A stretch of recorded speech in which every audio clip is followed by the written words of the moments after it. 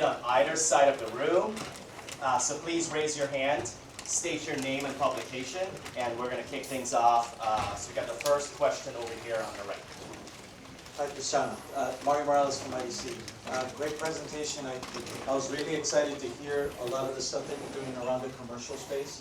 And I just wanted to ask you, some of your competition has used a vPro platform for a very long time to manage and drive performance within the enterprises. Do you think that Snapdragon and your ecosystem needs to do something similar as you look to the enterprise? Yes. Good to see you. Thank you so much for the question.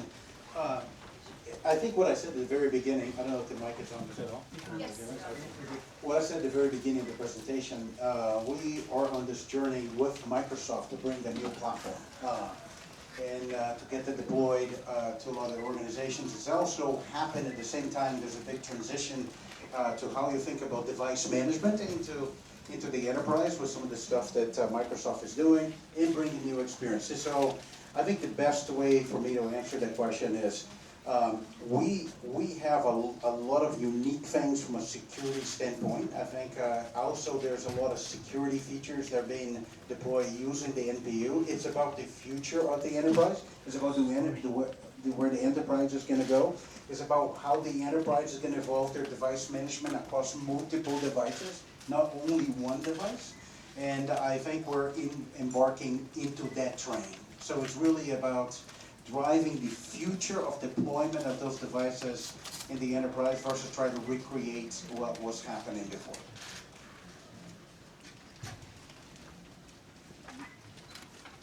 Hello, we're starting to hear a lot of news about your data center CPUs. What I was wondering is are you initially just going to target kind of the high end with those and then perhaps later bring it down? What is the scope of that initiative?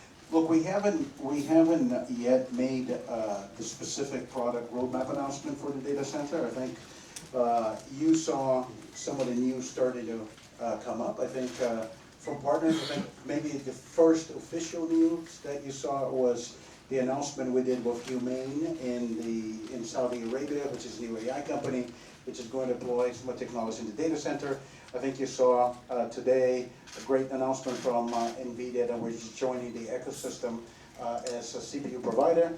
And pretty soon, we want to walk you through our detailed roadmap, as that's going to come shortly. But I think I'm just going to repeat what I said on stage. We have two very interesting assets.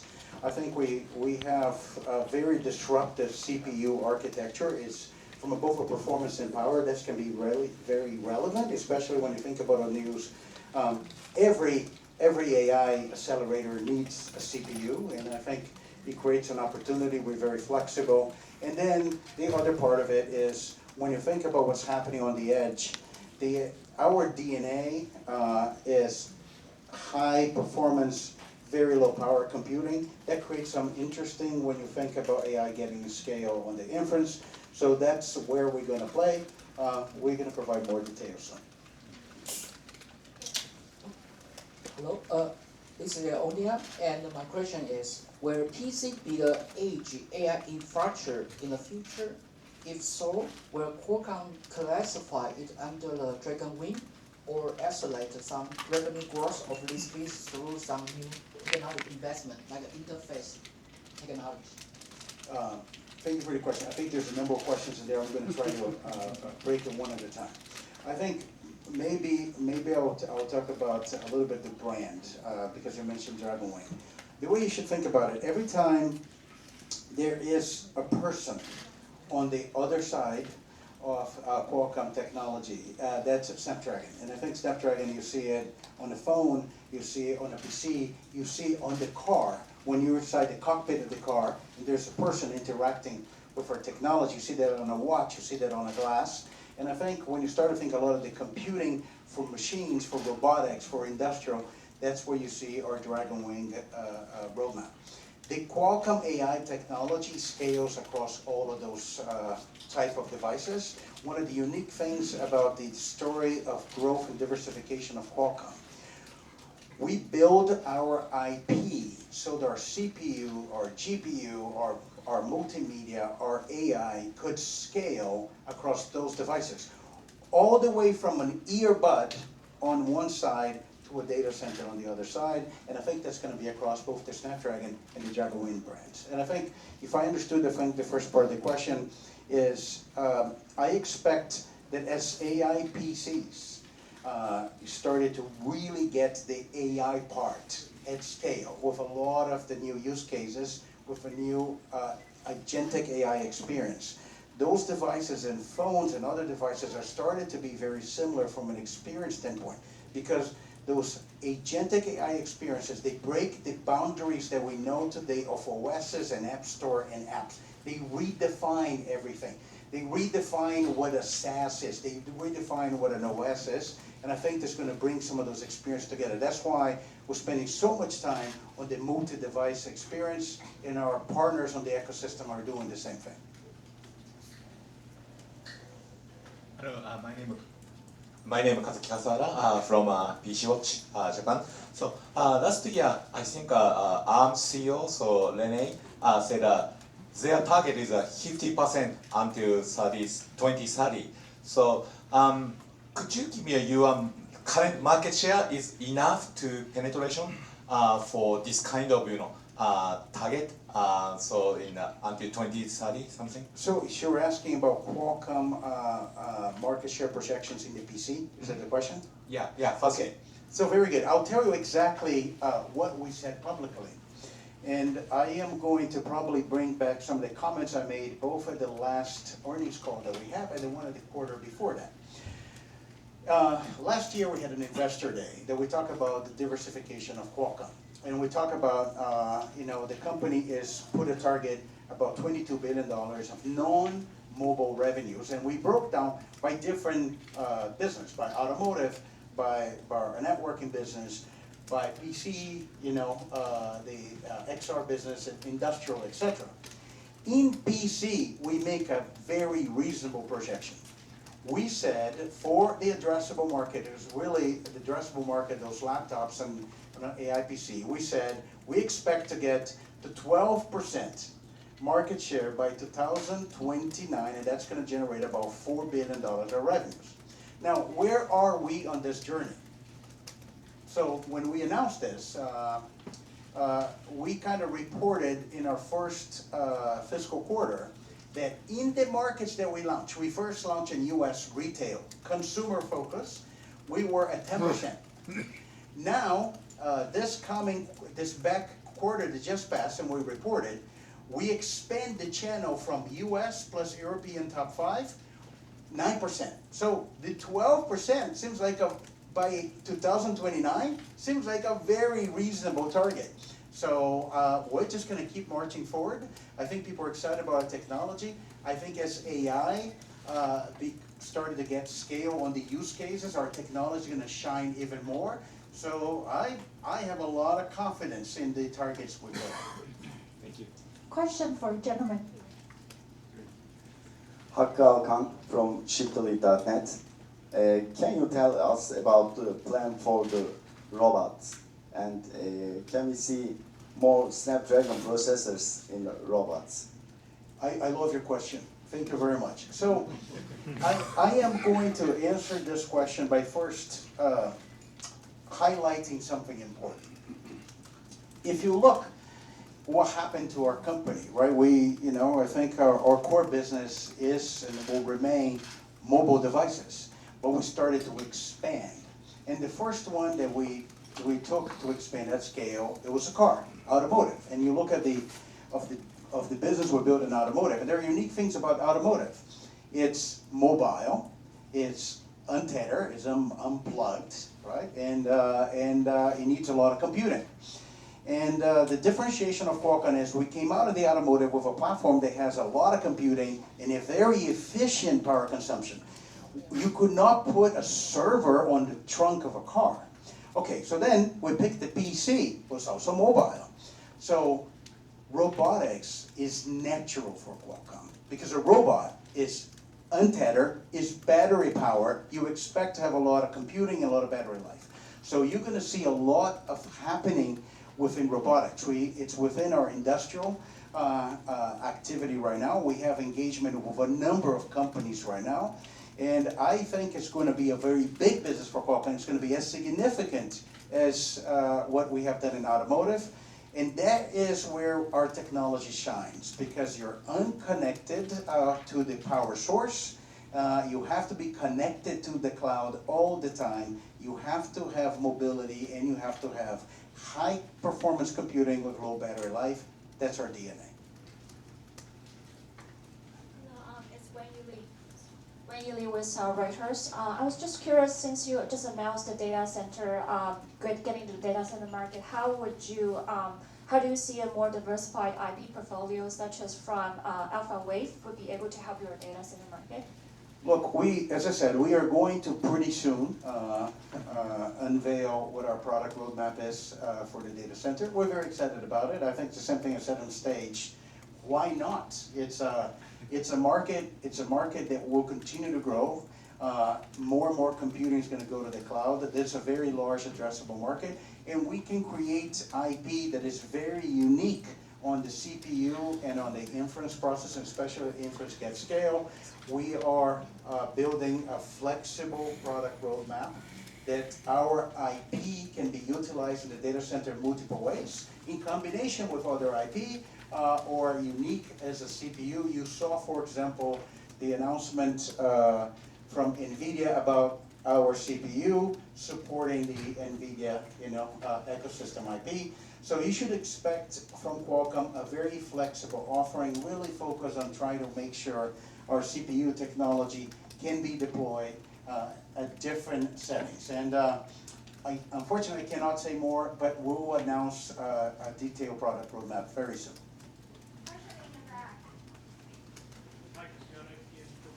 Ian, how are you? Yeah, not too bad. Yeah, obviously a sense CPU question, but ask you something slightly different. When you announced Orion, you did give this vision that it would be everywhere and anywhere.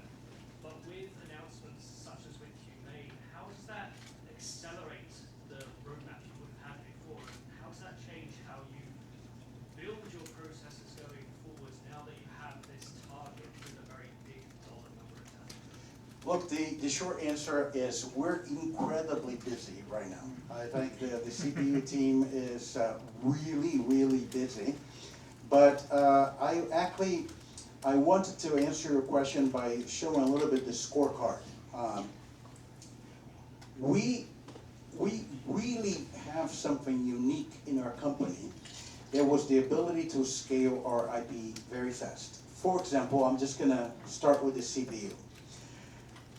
Orion CPU got developed. First, we deploy it on Snapdragon X. Then, a completely different CPU with 30% improvement, we deploy on Snapdragon 8 Elite for mobile.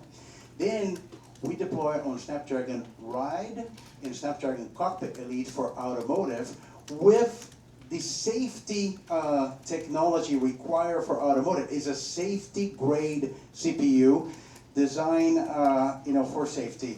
Now we're going to soon, you need to come to Snapdragon Summit, you're going to see the next instantiation of Orion for compute, and we're building for data centers. So the short answer to your question is, our team's very busy, but we actually have created an ability to scale our IP, and that technology can basically going to be everywhere. Thank you. Hello.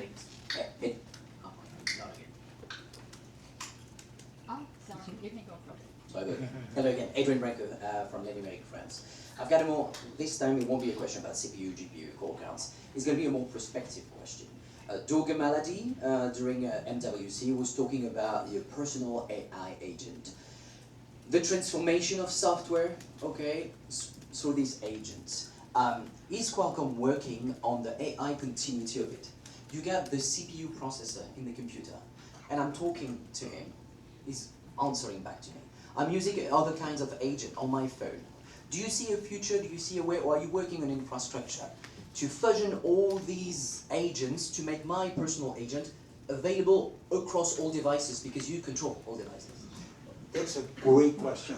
This is a great question, and I'm going to try to answer the best that I can right now, and I'm going to answer also with a perspective. Okay. So what is happening from a strategy standpoint, we're really focused on building the best possible processor to make sure all of this become a reality. We're not in the business ourselves of creating AI agents. We're in the business of enabling any AI agent, any model, bring your own model. However, you bring something very important. There's one thing that is happening, and there's a lot of technology we've been developing, which is your context is very important. Because your personal agent knows the context, what conversations you have, what's your own data, what is your own profile, what are the things that are personal to you, and what are the things you do on different devices. And remember, across those different devices, there are different ecosystems. And sometimes they interoperate with each other, sometimes they don't. So I think we're spending a lot of time and some very interesting technologies to actually work with our partners to make sure the context from you is preserved on the device and can be shared across different devices. So that's an area of focus to enable this. And it's going to be part of how we think about products going forward. Come to Snapdragon Summit, you're gonna like what you're gonna see. Question from Taiwan Sunny Intelligence. Hello, welcome back to Computex. I'm Thank you. Jackie from SAP TV. Are there any plans like expanding like Taiwan ecosystem, like Taiwan partnership such as TSMC? Great question. I think the answer to your question is there are many opportunities. I think historically, we've always been a very big customer of TSMC. You continue to be a big customer of TSMC. For chip manufacturing, we're among the largest fabless. Most people don't know we ship about 40 billion components every year, and I think TSMC is our primary manufacturing partner. But the second part of the answer is the more interesting one. Taiwan has always been very, very strong on the PC ecosystem. As now we become a player, our relationships with the PC ecosystem of Taiwan, especially the ODMs, all the new, I think, hardware designs, industrial that we talk about it today, that is increasing at a very fast pace. Our Taiwan team is busy, is expanding, and I think we're here to stay. Thank you. Hi, Cristiano. Zemetzko from. Oh. Where are you? I can't see you. Yeah. Hi, Thank you. Zemetzko Hey. from Around PC in Germany. Do you have any comment yet on the Xiaomi X-Ring 01 SoC? Look, I think, as I said, we have a very long, very big relationship with Xiaomi. Xiaomi will continue to use Qualcomm for a lot of their flagships. I think different companies sometimes had developed their own silicon. I think, for example, Samsung have their own silicon forever. I even remember that even since 2G. And we continue to have a great relationship with Samsung. I expect that to be the case. The most important thing is how you think about flagships. We have been the main partner of Xiaomi for all their flagships and continue to be the case. So I think from our perspective, nothing has really changed and will not change in our relationship with Xiaomi. Question in the back. Thank you. This is Nisha from Counterpoint. So, my question was, you talked about providing compute for end-to-end, right, from AWS to data center. So, do developers see this as an opportunity to scale their AI models and build once and deploy many times, right? Have you used that in your messaging, or have you started using that?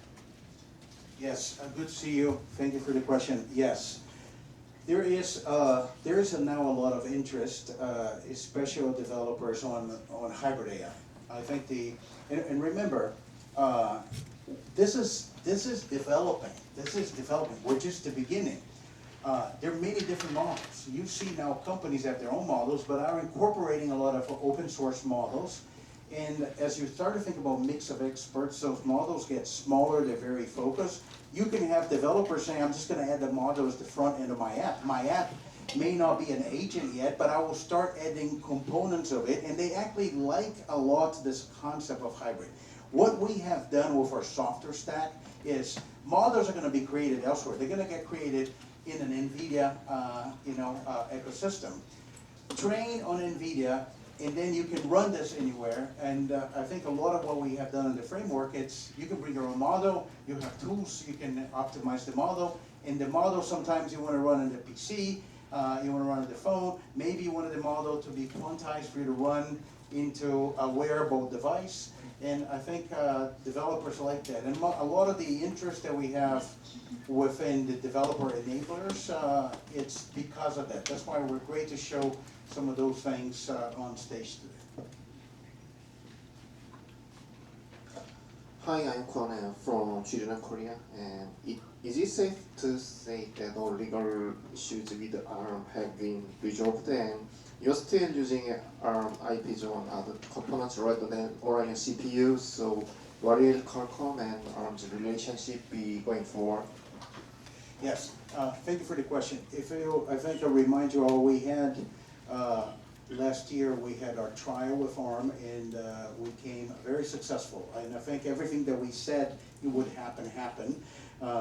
Qualcomm is fully licensed to the ARM IP, and our Orion is all based on our architecture license. We're licensed on the use of the ARM instruction set. I think it's also public. The ARM withdraw, I think their requests to terminate the Qualcomm license, that's getting validated in court. And we're incredibly happy that exactly what we said would happen, it did happen. Will continue to build ARM compliant CPUs. Those will be part of the Orion family. We're going to take that everywhere. And that's also what we're doing in the data center. Having said that, our trial against ARM is scheduled for next year, in the beginning of the year. We continue with that, but that's our claim against them. That's not the claim against us. Thank you. Okay, I think we have time for 2 more questions. One more. Okay. Hey, Cristiano, Brian Mott, IBC. When you were on stage, you brought up context and writing. Writer, thank you. You can tell, by the way, I fumbled that question that I'm not familiar with these companies, so I guess I'm hoping to get a better understanding from you on how you expect that to develop. How quickly do you expect that to develop? Because if I heard your messaging correctly, it's about leveraging their agentic infrastructures, their processes to run on device, right? Given how early we are in this whole era of agentic AI, I'm not sure how quickly are we going to get to the point where there's elements of on-device on there, and then maybe by extension of that, are your partnerships with these 2 companies exclusive to your silicon as opposed to your competitors? Thank you. okay, thank you. This is a great question. This is actually the key message we wanted to have on this keynote, and that's why I make the analogy with the feature phone to smartphone transition. That's a very important one. There's so many developers coming with new idea, and really the AI revolution, the AI PC revolution is going to happen based on third-party developers. There will be incredible features from the OS, there will be incredible features from the OEM, but the third-party developers, and you're going to see new companies. I remember in the early days of the smartphone, there's so many new companies that people didn't know, and it became a reality because of the smartphone. Uber's an example of that. And I feel those companies are starting to show up everywhere. And you're going to see a combination. You're going to see very large established ISVs adding AI capabilities, and you're going to see new companies that have no legacy just develop agentic AI experiences. We're just at the beginning of that. Those companies are targeting all the PC. Nothing is exclusive to Qualcomm. Remember, you can run this on the Windows ecosystem. You can run this on Android ecosystem. You can run this. So you're going to see things coming on phones. You're going to see coming on PC. And the important thing is there is a paradigm shift. There is a paradigm shift. OSs and apps are going to be reimagined. I go back to the transition from feature phone to smartphone. We used to call those software applications, used to call them programs, right? Programs on a PC. All of a sudden we start calling apps because they scale phones. This is going to change again. And I think those constructs that we have in our head about an OS and an app store is going to be different. And I think that's just the beginning. And like those 2 companies, there are going to be many others that we all going to hear and know about it within the next couple quarters. And last question. Hi, I'm Kathy from Economic Daily News. I'm curious, When is the earliest we can expect to see Qualcomm's data center products? Maybe next year or 2027? Soon, we are going to announce the product roadmap, and I think those dates are gonna become more clear. Thank you. Thank you so much. Thank you for taking the time speaking with us. I really appreciate that. Thank you. Thank you.